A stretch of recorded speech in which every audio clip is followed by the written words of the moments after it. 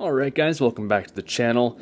So currently my portfolio, if you guys follow the channel you know this, but it looks something like this. I have three major categories. My biggest holding, or at least what I'm trying to build up to become my biggest holding, is a mix between XYLD and the S&P 500 for a good mixture of growth and income. And then on top of that I have additional income and growth assets, and within both of these I just have additional ETFs. But not too long ago my portfolio used to look a lot like this, a long list of individual stocks that I've researched and handpicked. And the great thing about M1 Finance is that you can create these custom pies and essentially have a custom ETF. But as mentioned, my current portfolio is comprised only of ETFs.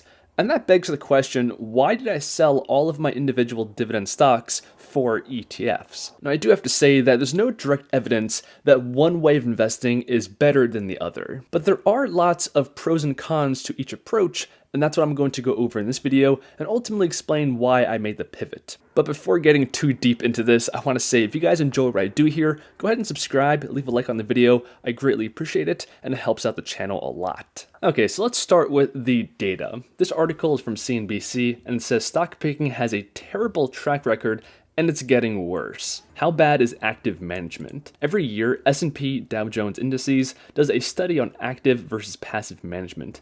Last year, they found out that after 10 years, 85% of large cap funds underperform the S&P 500, and after 15 years, nearly 92% are trailing the index. So it appears that as time goes on, it actually becomes harder and harder to keep pace with just a passive index. So if you're anything like me, after looking at data like that, you're going to ask the question, why? Why is it so difficult, historically speaking, to keep pace with a passive index? And that's what this article tries to explain. It's titled, Why Average Investors Earn Below Average Market Returns. Research done by Dollar Inc., a company that studies investor behavior and analyzes investor market returns, consistently shows the average investor earns below average returns. For the 20 years ending December 31st, 2019, the S&P 500 index averaged just over 6% per year. The average equity fund investor earned a market return of only 4.25%. So that confirms the data we just saw from the previous source, and the reason given here is investor behavior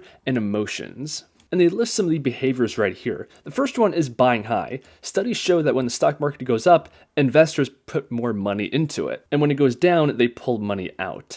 Now, before you scoff at this and say, well, I'm better than that, ask yourself, have you ever second-guessed an investment after it's gone down in value? And considering we're in the middle of a market sell-off right now, this is a bit more relevant, and honestly reflect on your past emotions, your actions, and see if this affects you. Another reason here is overreacting during times of uncertainty. Again, pretty relevant to right now. Investors believe they can predict the future. I definitely can relate to this point because if you do enough research into a company, you can convince yourself that it is a good investment. But the reality is we are often wrong in the assumptions that we make, and even if you're correct and you do all the proper analysis, there's still no guarantee that the value of that company is going to go up within your time frame. And this also explains why really prominent investors like Warren Buffett often say that they have no idea what's going to happen in the future. They're both humble and experienced enough to admit what they don't know.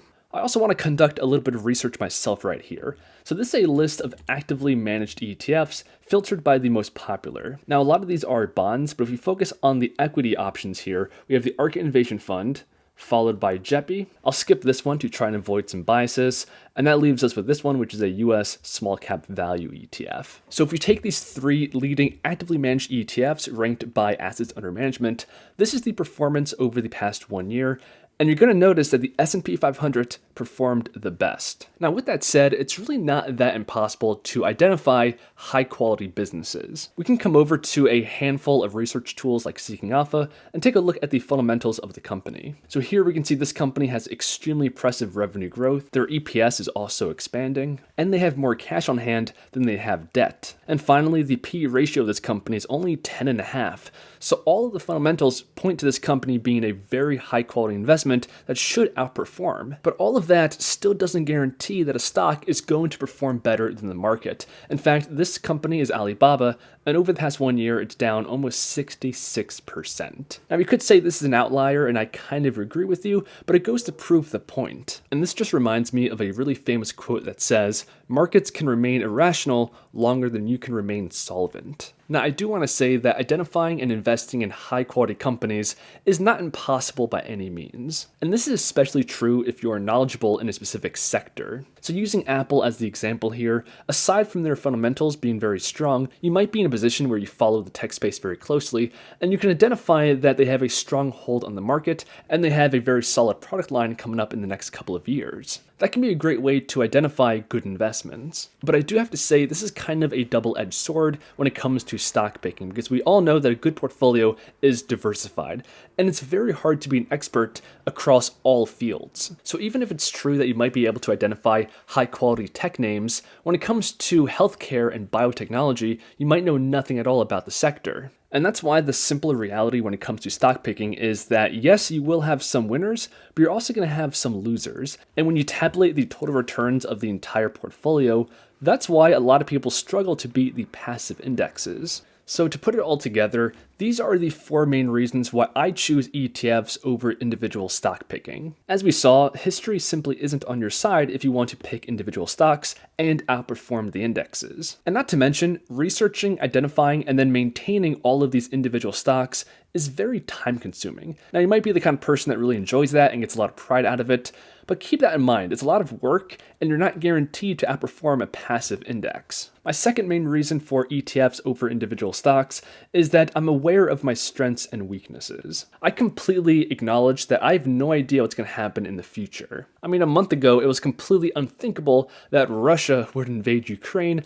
but yet here we are. But when it comes to my strengths, I'm confident in my ability to both identify and invest in high quality ETFs that align with my investing goals. And number 3 kind of ties into this because there's no shortage of great ETFs on the market to choose from. Pretty much regardless of the strategy you follow, there's probably an ETF on the market that does it and does it very well. You guys know that I'm a huge fan of using covered calls as well as dividends to generate a high level of current income. And funds like Divo already do this, and they have a great level of success.